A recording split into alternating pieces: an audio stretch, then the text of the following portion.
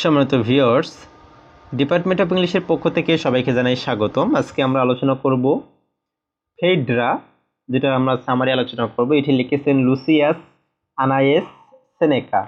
ঠিক আছে, সো প্রথমে আমরা ক্যারেক্টার সম্পর্কে জানার চেষ্টা করব, তারপরে আমরা আসলে এই ডিটেলস সামারি আলোচনা করব। কারণ ক্যারেক্টার সম্পর্কে যদি আপনার জানা থাকে তাহলে কিন্তু আপনার খুবই সহজ হবে বিষয়টা সম্পর্কে ধরতে। তা না হলে আপনি যখন ক্যারেক্টার আলোচনা করব তখন আপনাদের কাছে খুব একটু ডিফিকাল্ট হয়ে যেতে পারে। সো এখানে আছেন থিসিয়াস।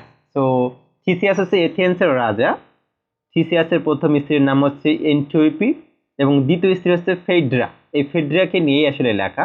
তিনি কঠোরতার জন্য পরিচিত, তিনি খুবই কঠিন ছিলেন। তিনি তার প্রাক্তন স্ত্রী অর্থাৎ হিপোলিটাসের মা এন্টিওকে হত্যা করেছিলেন।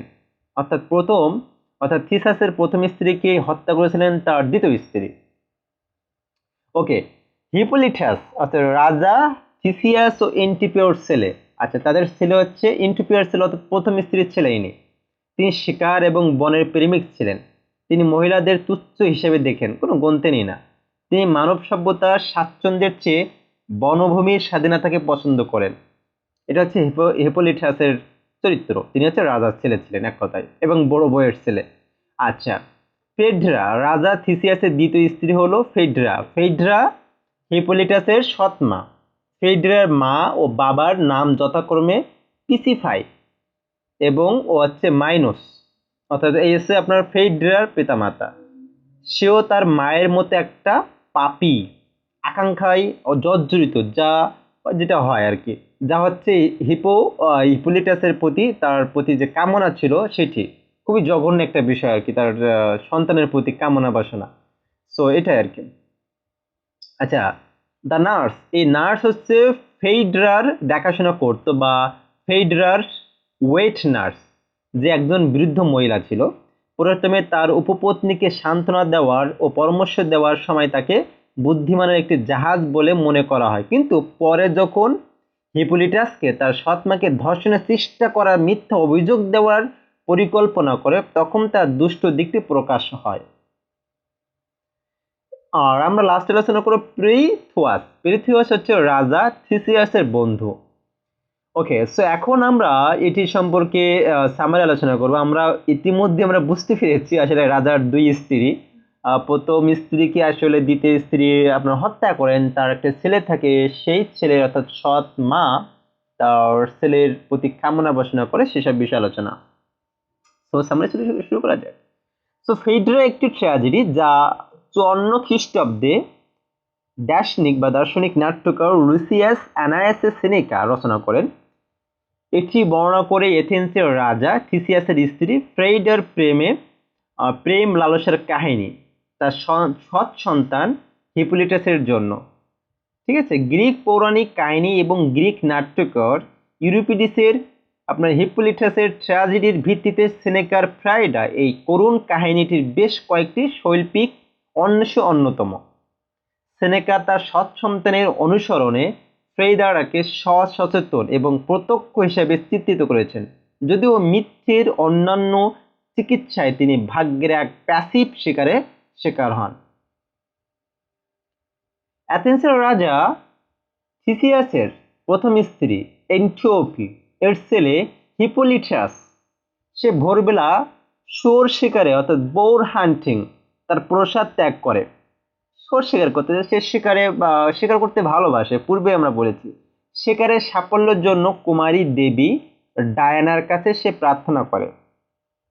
তার সৎমা আপনার ফেড্রা, যে থিসিয়াসের দ্বিতীয় স্ত্রী এবং মাইনোস এর কন্যা, যে তার ভাগ্যের শোক করে প্রসাদের সামনে হাজির হয়, কারণ 4 বছর অতিবাহিত হওয়ার পরেও তাদের পৃথিবীতে ফিরে না আসায় সে মনে করেছিল তার স্বামী থিসিয়াস ও পেরিথিয়াস পাতালপুরীতে মারা গেছেন। মূলত তারা পাতালপুরের বা আন্ডারওয়ার্ল্ড বা হেডসে গিয়েছিল রাজা প্লুটোর স্ত্রী পারসেফোনিকে পৃথিবীতে ফিরে আনার জন্য। এমনই হয়, এগুলো মিথ্য পৌরাণিক কাহিনী। সো ফেড্রা একদিন তার মা প্যাসিফাকে স্মরণ করে, যিনি হেলিওসের মেয়ে, যেখানে একটি ষাঁড়ের প্রেমে পড়ে। চিন্তা করুন, অর্থাৎ এই মহিলার মা একটা ষাঁড়ের প্রেমে পড়ে।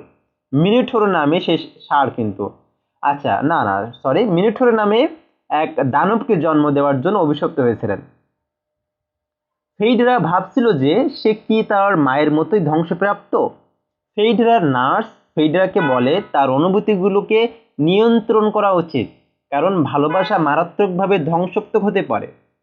ফেডরা বলে যে হিপোলিটাসের জন্য পাগল বা অনিয়ন্ত্রিত লালসা দ্বারা আবদ্ধ এবং তার আবেগ তার অজুহাত আপত্তিকে পরাজিত করেছে।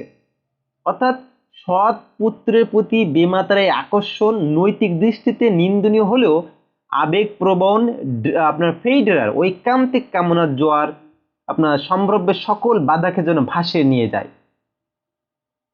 অন্যদিকে হিপোলিটাস ছিল নারীর প্রতি নিতান্তই উদাসীন। সে সাধারণভাবে মহিলাদের এবং বিশেষত ফেইডরাকে ঘৃণা করে। হিপোলিটাস পবিত্র জীবনযাপনকারী। সে খেলাধুলা ও শিকার করতে খুব ভালোবাসে। রাজপুত্র হওয়া সত্ত্বেও রাজ দরবারে থাকতে সে পছন্দ করত না। ফেইডরা এবার আত্মহত্যা করবে বলে ঘোষণা করে। নাস ফেইডরাকে জীবন শেষ না করার জন্য অনুরোধ করে এবং তাকে তার প্রেমে সাহায্য করার প্রতিশ্রুতি দিয়ে বলে, mine is the task to approach the savage youth and bend the cruel man's relentless will. অর্থাৎ বর্বর যুবকের কাছে যাওয়া এবং নিষ্ঠুর মানুষের নিরলস ইচ্ছাটি বাঁকানো আমার কাজ। ডায়লগ দেখুন। কোরাস দলের প্রেমের শক্তির গান গাওয়ার পরে ফেইডরা এক আবেগের উন্মাদনায় চলে যায় এবং তার নার্স ডায়ানা দেবীর কাছে হিপোলিটাসের হৃদয়কে নরম করতে এবং ফেইড্রার প্রেমে তাকে পতিত হতে প্রার্থনা করেন।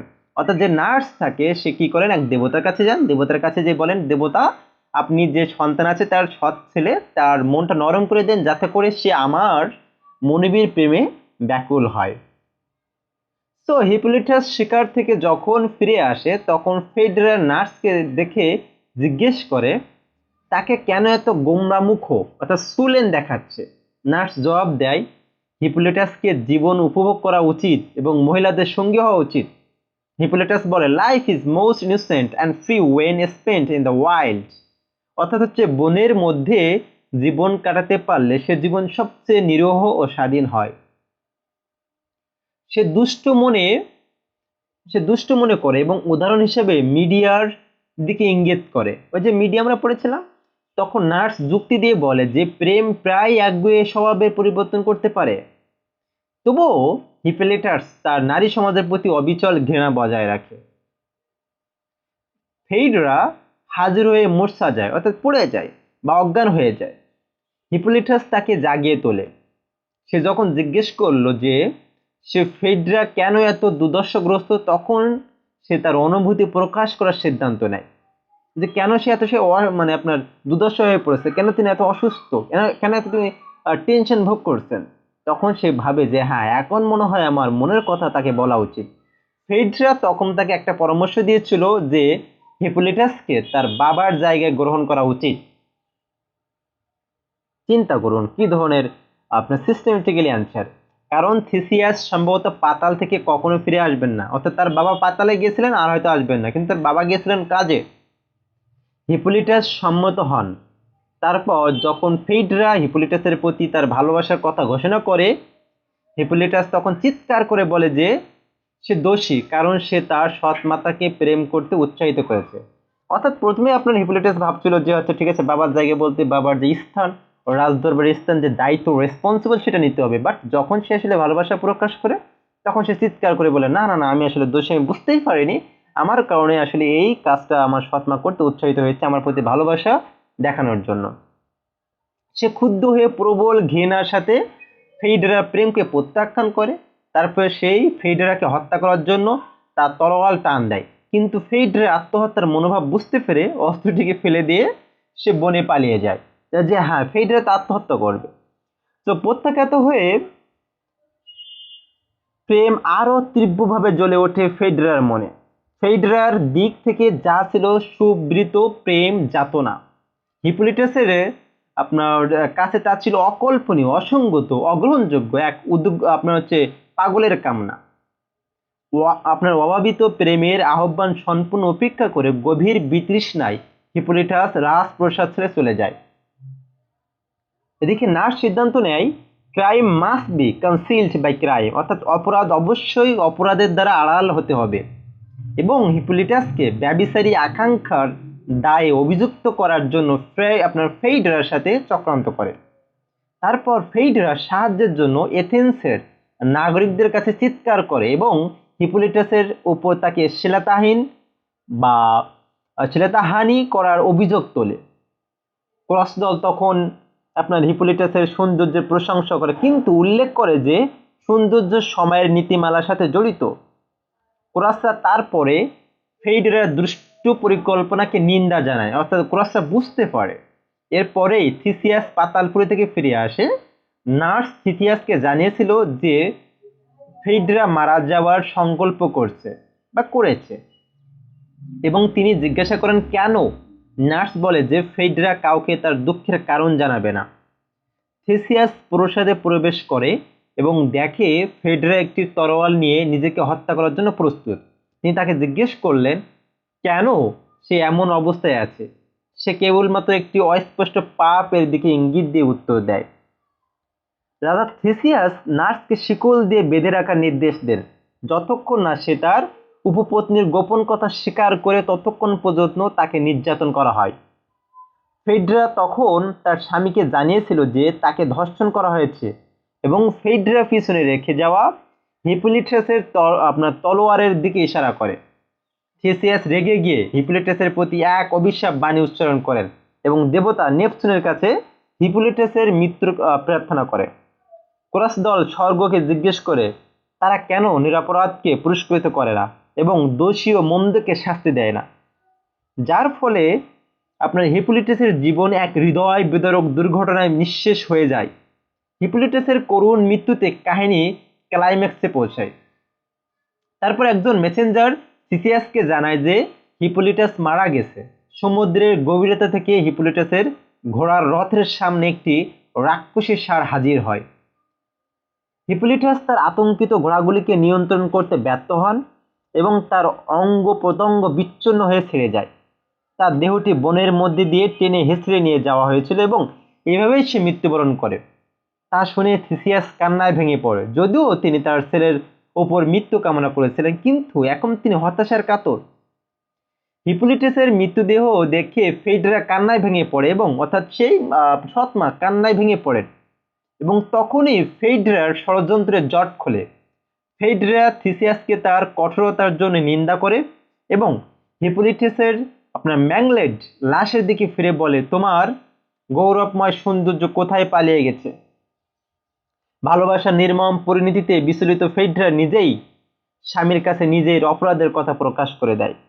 থিসিয়াস প্রকৃত সত্যটি জানতে পারে যে হিপোলিটাস ফেইড্রার শ্লীলতাহানি করেননি, এবং ফেইড্রার প্রেম নিবেদনেই হিপোলিটাসকে রাজদরবার ছেড়ে পালিয়ে যেতে বাধ্য করেছে। ফেইড্রা স্বীকার করে যে হিপোলিটাস তার প্রেম প্রত্যাখ্যান করায় সে হিপোলিটাসের বিরুদ্ধে এই অপবাদ দিয়েছিল। তারপর অনুশোচনায় ফেইড্রা তার নিজের তলোয়ার দিয়ে আত্মহত্যা করে। মুহূর্তে রাজা থিসিয়াস নিজ পুত্রের করুণ মৃত্যুতে এক দেশেহারা পিতায় পরিণত হন। নিজের প্রতি তার রাগ হয়, কারণ তার আবেদনেই দেবতা নেপচুন হিপোলিটাসের মৃত্যু দিয়েছেন। দুঃখ আর হতাশার সাগরে ঠাঁই পাচ্ছিল না রাজা থিসিয়াস। ফেইড্রার প্রতি প্রচণ্ড ঘৃণা হচ্ছিল তার। তারপর রাজা থিসিয়াস তার পুত্রের দাফন রাষ্ট্রীয় মর্যাদার সাথে সম্পন্ন করার আদেশ দেন।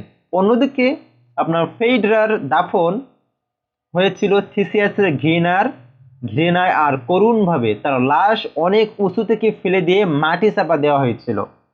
এভাবেই সার্বিক বিবেচনায় এই নাটকটি এক ট্র্যাজেডির জন্ম দেয়। রাজা থিসিয়াসের গভীরতম দুঃখ ও হতাশাই এই নাটকটির উপসংহার হয়ে দাঁড়ায়। তো এই ছিল ফেইড্রা ক্যারেক্টার্স এবং সামারি অ্যানালিসিস। আপনারা কয়েকবার শুনবেন, কারণ আপনাদের যে ক্যারেক্টার্সগুলো বুঝতে এবং কাহিনীটা বুঝতে একটু সমস্যা হতে পারে, বাট একাধিকবার শুনলে এটা ইজি হয়ে যাবে। সো আজ এই পর্যন্তই। অন্য একদিন অন্য কোনো বিষয় নিয়ে আবারও কথা হবে। ততদিন সুস্থ থাকুন, ভালো থাকুন, আর সাহিত্যকে আসলে ওয়েস্টার্নদের মতো করেই দেখুন। সো আসসালামু আলাইকুম রহমতুল্লাহি ওয়া বারাকাতুহু।